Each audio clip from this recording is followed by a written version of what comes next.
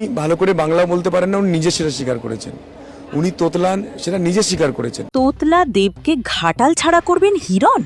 এবার ভোটে জয়ী হয়ে এমনই হুঁশিয়ারি দিলেন অভিনেতা হিরণ। সম্প্রতি ঘাটাল থেকে বিপুল ভোটে জয়ী হয়ে অভিনেতা দেবকে নিয়ে মন্তব্য করেছেন হিরণ চ্যাটার্জি। তিনি বলেন, দেব ঠিকমতো বাংলা উচ্চারণ করতে পারে না।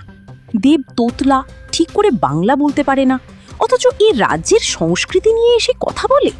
এখানেই থেমে থাকেননি হিরণ চ্যাটার্জি। দেবের শিক্ষাগত যোগ্যতা নিয়ে প্রশ্ন তুলেছেন তিনি। তিনি বলেন, উনি স্রেফ মাধ্যমিক পাশ, পড়াশোনা তেমন জানে না।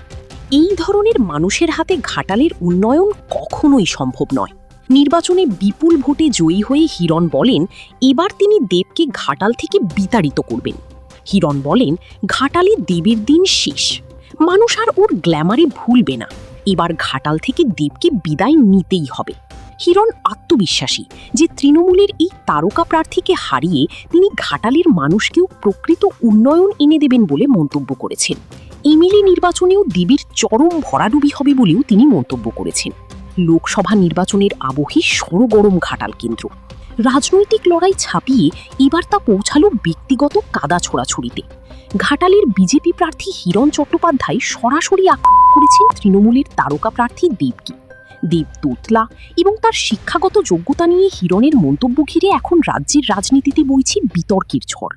তৃণমূলের ভরাডুবিতে দেবও এখন প্রচুর চাপে আছেন। ভিউয়ার্স, এই বিষয়ে আপনাদের মতামত অবশ্যই কমেন্টস করে জানিয়ে দিন।